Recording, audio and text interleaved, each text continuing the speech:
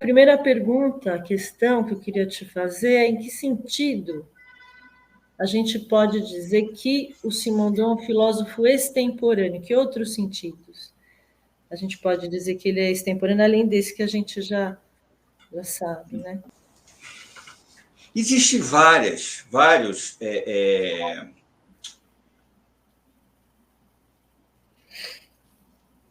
linhas para a gente pensar, né, essa extemporaneidade do Simondon. Né? Primeiro, porque Simondon é o que a gente pode chamar de um filósofo clássico, numa linha clássica de filosofia. Né? Ou seja, ele se vale de um instrumental teórico que o coloca fora do pensamento contemporâneo. Né? Ele mergulha, o pensamento do Simondon é um mergulho na profundidade, ou nas profundezas do pensamento grego. Né? Naquilo que tem de mais original no pensamento grego. Por isso, o confronto que ele faz com Aristóteles, né? Com o ilemorfismo, né? A busca que ele vai fazer, né? Resgatando a filosofia da natureza, ou seja, os pré-socráticos. Né?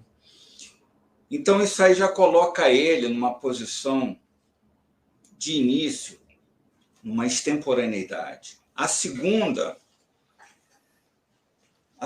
via para a gente pensar isso é até mesmo com relação aos objetos com os quais o Simondon vai lidar. Primeiro, ele se baseia na ciência, ou nas ciências, e na técnica. Ou seja, dois abusos que o Simondon está fazendo, né? Porque a filosofia clássica, sobretudo no que diz respeito à técnica, sempre viu com maus olhos a técnica. Né? E, no caso da ciência, a ciência sempre foi vista como uma serviçal da filosofia. Né? E o Simondon ele vai justamente se apropriar de noções tanto da física quanto da biologia e da química, né? Chamadas ciências naturais, né? E também, junto com isso, ele vai se apropriar de conceitos técnicos, né? Para desenvolver o seu pensamento. Né? Então, isso já coloca ele numa posição também à margem, né, do seu tempo. Por outro lado, ele também tem uma postura que destoa com relação, se a gente compara com os filósofos da sua época, né?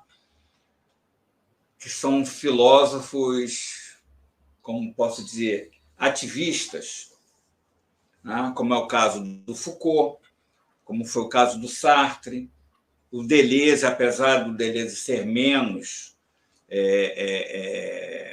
um filósofo de movimento, né? Mas ele teve uma participação no movimento de maio de 68. O Guattari, né?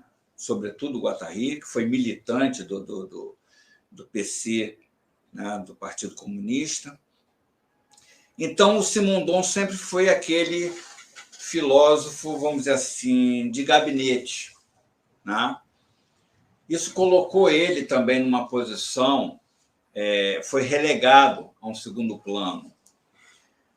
Por último, o próprio desenvolvimento do pensamento do Simondon foi empurrando ele para áreas fora da filosofia. Né? durante muito tempo, ele lecionou para psicologia. Tá? Então, isso colocou ele sempre meio que à margem da filosofia. Tá? Por isso que eu também coloco Simondon no quadro do chamado Pensadores Póstumos, né? Porque ele só foi descoberto, não posso nem dizer redescoberto, ele só foi descoberto após a sua morte, uma década após a sua morte, praticamente, né?